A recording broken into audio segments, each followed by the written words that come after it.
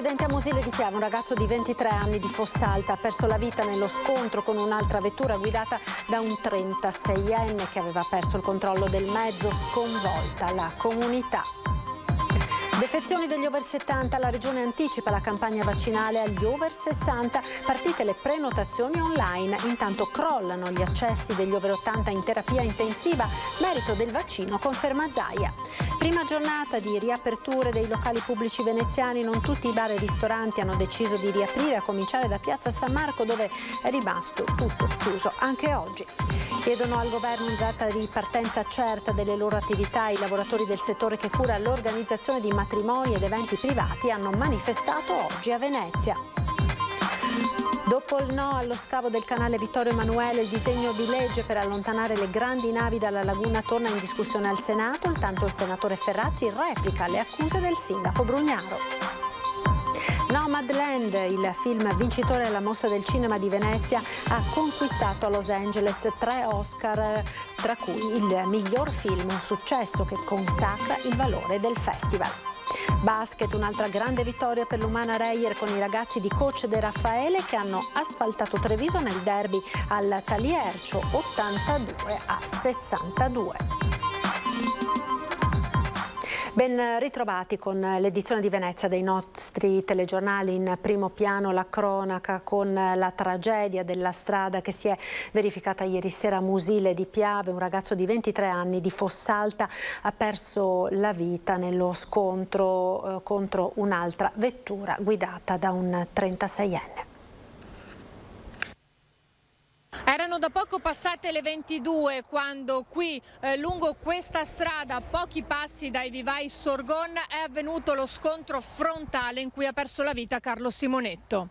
Una strada maledetta, come la definiscono molti residenti delle abitazioni circostanti, quella in cui domenica sera è avvenuto lo scontro in via Caposile a Mosile di Piave. Carlo, 23enne, residente a Fossalta di Piave, ha perso la vita nonostante i disperati tentativi di salvarlo dei sanitari del 118 accorsi sul posto. Gravemente ferita invece la conducente 36enne dell'altra auto residente a Cavallino. Nello scontro è rimasta coinvolta anche una terza vettura. Secondo una prima ricostruzione, quest'ultima è riuscita a scansarsi appena in tempo, essendo stata colpita di striscio dall'auto della 36enne che procedeva verso Jesolo e che sarebbe andata improvvisamente fuori controllo all'altezza del ristorante Vecio Piave. L'auto che seguiva invece, quella guidata da Carlo Simonetto, si è scontrata frontalmente. Quando sul posto sono giunti i carabinieri di San Donà e i vigili del fuoco da Jesolo e San Donà, l'hanno trovata completamente distrutta, di traverso in mezzo alla strada. Nel frattempo la 36enne è stata portata via in codice rosso e ricoverata all'ospedale di Mestre in prognosi riservata. Le ipotesi sulle cause della manovra errata sono aperte. Può essersi trattato di un malore, di sonno o di una distrazione. I carabinieri hanno eseguito i rilievi e ascoltato la testimonianza del ragazzo alla guida della prima auto, anche lui 23enne di Fossalta, che sotto shock è riuscito a chiamare i soccorsi. Come atto dovuto è stato aperto un fascicolo per omicidio stradale. I 3 veicoli sono stati sequestrati e le persone coinvolte sottoposte agli esami tossicologici e dell'etilometro. Le indagini proseguono. E tutta la comunità si stringe con dolore attorno alla famiglia di Carlo Simonetto, il cordoglio del sindaco Manrico Finotto. Un gran bravo ragazzo, una bella persona, sì. È difficilissimo, tanto più per me, che da tanti anni conosco il papà, la famiglia, i nonni. Quindi diventa estremamente difficile, soprattutto nella nostra piccola comunità, gestire una situazione così luttuosa e devastante per tutti. Non ci sono parole per descrivere il dolore, nemmeno per il primo cittadino di Fossalta di Piave, che si sente maggiormente coinvolto proprio perché conosce bene la famiglia di Carlo Simonetto, i genitori e le 2 sorelle. Tutta la comunità è sconvolta per questa perdita. In questo momento per me è importante che stiano tranquilli e che vengano lasciati tranquilli. Inevitabile pensare a quella strada, inevitabile lanciare un messaggio. C'è molto da fare sulle nostre strade. Sappiamo bene che non sempre quello che ti capita dipende dalla tua volontà e dal tuo comportamento. il più delle volte succede per cause estranee alla tua volontà, quindi dire sempre ai giovani state attenti, abbiate prudenza, comportatevi bene sulla strada, non sempre è un messaggio corretto. È giusto richiamarli sempre, ma voglio dire, dovremmo dirlo a tutti gli utenti della strada, l'attenzione. Ed ora l'andamento dell'epidemia da coronavirus nel nostro territorio e la vaccinazione nel consueto punto stampa del presidente Zaia, che ha annunciato come la temuta variante indiana sia arrivata in Veneto. Vi annuncio che oggi abbiamo i primi due pazienti a Bassano, 2 indiani, padre e figlia, con la variante indiana. Padre e figlia di ritorno dall'India non ricoverati ma in isolamento. La variante indiana è arrivata in Veneto. Il primo caso sequenziato mentre è allo studio, conferma Zaia, un secondo caso afferente ad altri 2 pazienti non indiani non residenti nel Bassanese. Anche in questo caso potrebbe trattarsi di variante indiana, la meno conosciuta. È confermata variante indiana dall'Istituto Zooprofilattico, ho parlato stamattina con la dottoressa Ricci, il direttore. Nessun allarmismo, il presidente invita alla calma. I dati sulle varianti fino ad oggi hanno confermato la bontà e la valenza dei vaccini. Piuttosto ricorda i dati sulla campagna vaccinale che confermano il Veneto regione al primo posto in Italia. Da qui la decisione di giocare d'anticipo sulla tabella di marcia. Pur lasciando sempre aperte le agende agli over 70 e quindi anche agli over 80 e tutto quello che viene dopo andando in su d'età, da giovedì si vaccineranno anche gli over 60. Questo per ovviare al rallentamento della campagna vaccinale dovuto all'astensione di un buon 30% di over 70 che ancora non si sono prenotati. Appello ai settantenni, cioè a chi ha più di 70 anni, dai 70 in su. Le agende sono aperte, prenotatevi. Il dibattito su AstraZeneca ha pesato sui rifiuti al vaccino, lo confermano i dati. Abbiamo casi non significativi, da dire abbandoni importanti, però di chi al centro vaccinale torna a casa senza essersi vaccinato. E per convincere ulteriormente gli indecisi, il presidente porta in conferenza il direttore delle terapie intensive del Veneto. Abbiamo avuto solo il 2% di pazienti over 80 nel mese di aprile. Questo vuol dire che nel mese di aprile sono entrati in terapia intensiva solo 8 pazienti. Gli over 80 stanno letteralmente sparendo dalle terapie intensive. Insomma, il vaccino funziona. La sanità del Veneto tornerà questa sera sotto la lente d'inchiesta di Report. I nostri dati sono reali, ha confermato oggi il dottor Rosi. In Veneto c'è sempre stata massima trasparenza sui contagi e sulle terapie intensive. Posso anche dirvi che nessuno sul serio mi ha mai chiesto di modificare i dati e anzi neanche mai chiesto che cosa avrei comunicato prima che lo comunicassi.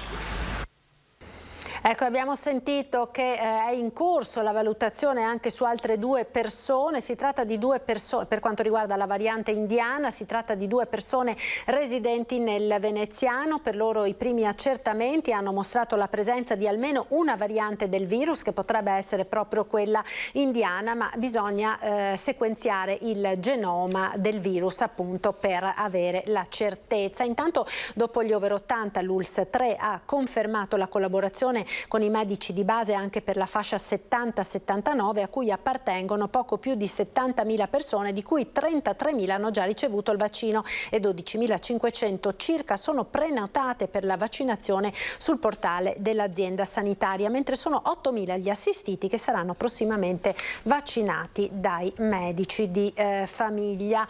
Ed ora le riaperture, tema al quale è dedicato anche il nostro sondaggio di questa sera. Riaperture, hanno preferito le scuole alle imprese? È la domanda alla quale vi chiediamo di esprimere la vostra opinione telefonando ai numeri che vedete in sovraimpressione. Come sempre, se la vostra risposta è sì, il numero è quello sulla barra di colore verde; se la risposta è no, quello sulla barra di colore rosso.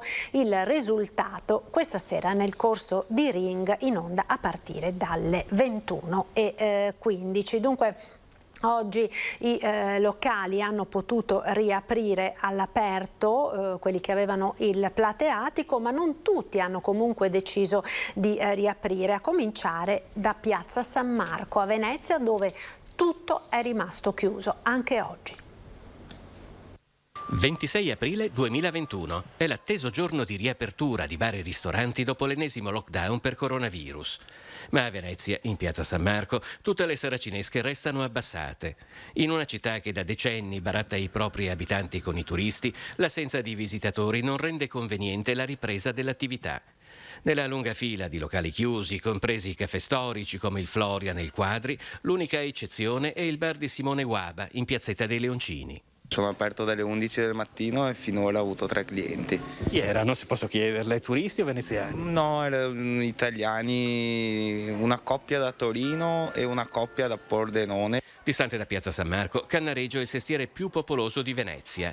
In Strada Nuova, la lunga via che dalla stazione ferroviaria conduce quasi a Rialto, Roberto Pasquale ha riaperto il suo ristorante dopo quasi 2 mesi. Oggi si aspetta di avere clienti? Io me lo auguro. Ma visto che siamo già a mezzogiorno e qualcosa e c'è ancora niente. Diversa è la situazione per i bar. A pochi metri dal ristorante di Roberto Pasquale c'è il bar di Roberto Fortunato, dove i problemi sono altri. È dura spiegare alla gente che bisogna sedersi solo, non si può venire al banco e la gente non riesce ancora a capire queste cose qua. Dall'altra parte della città, Castello è il secondo sestiere più popoloso di Venezia e nei tanti locali di via Garibaldi, oltre ai residenti, si sono visti anche gli stranieri che lavorano all'allestimento della vicina biennale a Sant'Elena. Qualche tedesco seduto, qualche francese prima, più qualcuno del posto che ci ha permesso di iniziare un po' più serenamente. In via Garibaldi però la riapertura coincide con dei lavori pubblici. L'assessore al commercio Sebastiano Costalonga è in sopralluogo. Quante richieste di ampliamento del plateatico proprio per adeguarsi alle nuove norme anti-Covid sta lavorando il Comune? Allora, lo scorso anno erano arrivati già 600 domande di ampliamento e quelle sono state riconcesse, quindi non dovevamo fare nessuna domanda. Attualmente in più sono arrivate ulteriori 70 domande. È logico che questa operazione viene fatta in un momento così difficile, un'emergenza che noi dobbiamo dare assolutamente risposte per tenere viva la città. E a protestare oggi a Venezia sono stati gli organizzatori di matrimoni ed eventi che chiedono al governo date certe per la ripartenza delle loro attività.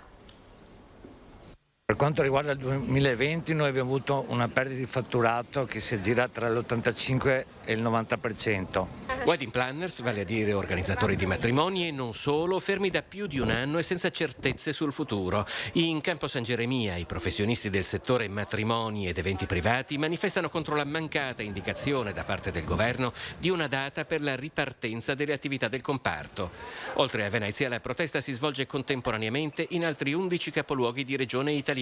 Si tratta di un settore sviluppatissimo e che genera fatturati tutt'altro che irrisori. L'indotto che viene deriva dal lavoro del matrimonio è di 450 milioni in Veneto. Dietro c'è un mondo intero di professionisti e di lavoratori che da 14 mesi non riescono a portare a casa nulla. Ai wedding planners si sommano quindi diverse categorie e figure professionali, titolari di atelier, catering, DJ, musicisti, fioristi, calligrafi, truccatori, parrucchieri, ma anche proprietari di location come Alessandro Melloni. Quest'anno, il 2020 è stato un anno dove abbiamo fatto meno di un terzo dei matrimoni che erano previsti. Marco Biasetti fa parte dell'organizzazione di eventi. Tecnici, chi sta in produzione, acrobati, ballerini, teatri, circhi, tutto quello che riguarda DJ, musicisti e cantanti, tutto quello che riguarda proprio la parte artistica, e siamo veramente tanti. L'impegno della politica a favore della categoria arriva con le consigliere regionali Laura Cestari e Alessandra Sponda. Presenteremo in aula una mozione, quindi presso il Consiglio regionale del Veneto, per far sentire un pochino la voce di questo comparto un po' dimenticato. Ci aspettiamo una risposta unanime da tutte le forze politiche, perché deve essere una battaglia portata avanti da tutti. Anche questa settimana in Senato si discuterà di grandi navi mentre vengono confermate le crociere in partenza da Venezia. Dopo il no allo scavo del canale Vittorio Emanuele, il disegno di legge per allontanare le grandi navi dalla laguna torna in discussione alla Commissione Trasporti del Senato. Ci sarà il voto in Commissione Infrastrutture del Senato, molto probabilmente verranno esaminati gli emendamenti. Il gruppo Lega ha presentato degli emendamenti per dare certezza, secondo me, e anche soluzioni nel breve tempo ai lavoratori, quindi un terminal a Porto Marghera e lo scavo del Vittorio Emanuele. Un obiettivo comune, tutti d'accordo, ma perché ce ne va del futuro del porto, ce ne va del futuro della città. Certe soluzioni che sono state ipotizzate, secondo me, vuol dire solo, come si dice in termine calcistico, buttare la palla in tribuna. Intanto il senatore PD Ferrazzi replica le accuse del sindaco Brugnaro nei confronti dei parlamentari veneziani per il voto sul decreto grandi navi.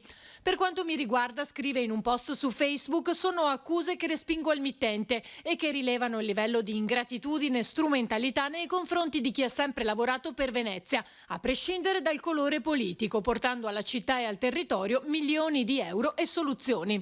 Di certo i parlamentari sono chiamati a tutelare l'interesse di tutti i cittadini, si legge ancora, non certo di uno in particolare. Si scrive San Giuliano e si legge Pili, anzi Pili, nuovo canale da scavare, canale Vittorio Emanuele III.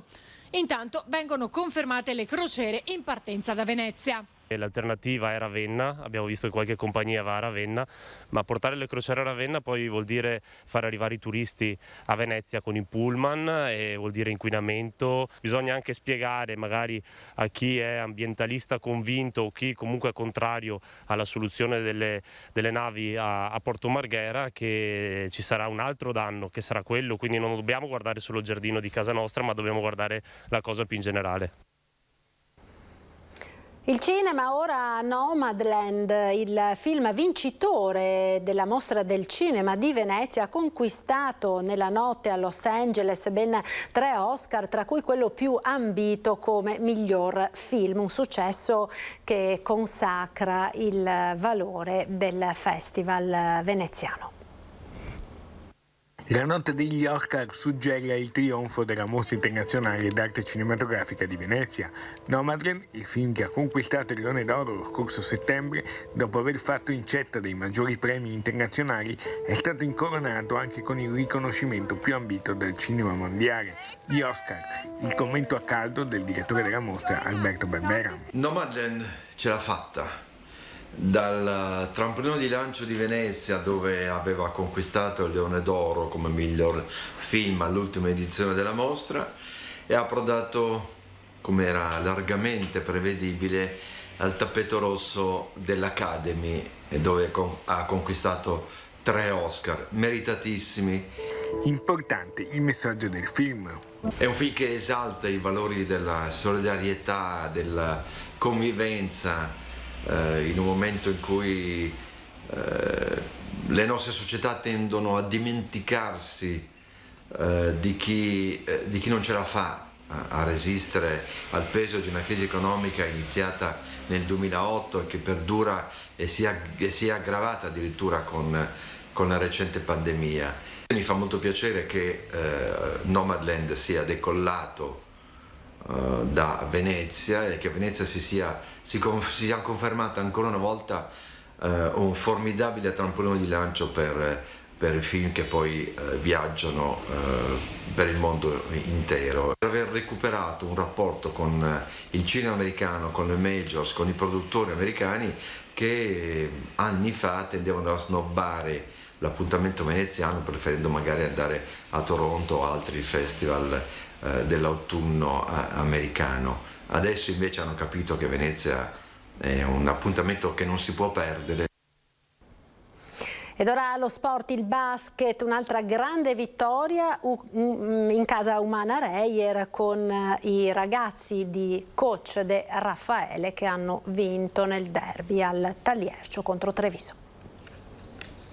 Un'altra buona vittoria, un'altra bella vittoria, in più era un derby, quindi siamo contenti per questa vittoria. Gli Orogranata portano a casa un altro successo ancor più saporito perché ottenuto nel derby contro la De Longhi Treviso, battuta 82-62 sul parquet del Palasport Taliercio. Sono contento soprattutto per la solidità della difesa stasera, perché credo sia stata un'altra vittoria di squadra dove tutti hanno dato un contributo sacrificandosi. Ultimo match interno prima della chiusura a Reggio Emilia, in cui i ragazzi di coach De Raffaele proveranno a conquistare il fattore campo nei quarti playoff. Credo che il nostro maggior merito sia stato quello di giocare una partita con continuità per 40 minuti per portarci nella miglior condizione possibile alla prossima e all'inizio dei playoff, anche se ci sarà questa sosta. E l'apporto, ma soprattutto il coinvolgimento di tutti i giocatori, questa è la cosa che a me più interessa per prepararci ai playoff, dove certamente avremo bisogno di tutti. Ed era questo l'ultimo servizio. Vi ricordo l'appuntamento questa sera a partire dalle 21:15 con Ring su Antenna 3, ospiti di Ferdinando Avarino, Alberto Stefani della Lega, Giacomo Possamai del PD, Erika Baldin del Movimento 5 Stelle, poi Iuri, gestore di una palestra, ministro del governo ombra, e ancora Alda Vanzan del Gazzettino, e poi collegamenti dal centro di Treviso con gli inviati Cristian Arboit e Nicola Marcato per le prime cene al ristorante dopo la lunga chiusura dei locali. È tutto dunque, grazie per essere stati con noi, vi lascio come sempre alle previsioni del tempo con il nostro meteo. Buon proseguimento con Antenna 3.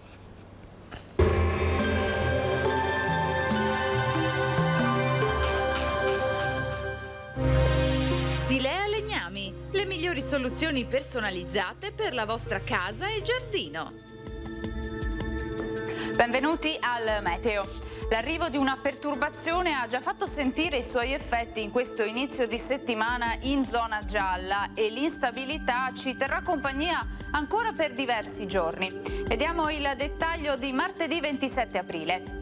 Sul Veneto sin dal mattino cielo molto nuvoloso, avremo precipitazioni diffuse e localmente anche forti. Col passare delle ore i fenomeni tenderanno a diradarsi e progressivamente a cessare entro sera. Sarà abbastanza ventoso in pianura con venti dai quadranti nord-orientali. Temperature ancora in generale calo, minime tra 7 e 11 gradi, valori massimi compresi invece tra gli 11 e i 13 gradi all'incirca. Ci spostiamo ora sul Friuli Venezia Giulia. Anche qui cielo coperto con rovesci dappertutto, ma anche in questo caso tenderanno a cessare in serata. Temperature minime tra 9 e 11 gradi, valori massimi oscillanti tra gli 11 e i 13 gradi. Ci spostiamo infine sul Trentino Alto Adige, anche qui precipitazioni diffuse. Sui settori alpini di confine invece non si escludono maggiori schiarite. Temperature minime sugli 8 gradi, massime infine sui 15 all'incirca. Dal meteo di Antenna 3 per ora è tutto, grazie per l'attenzione, arrivederci al prossimo aggiornamento.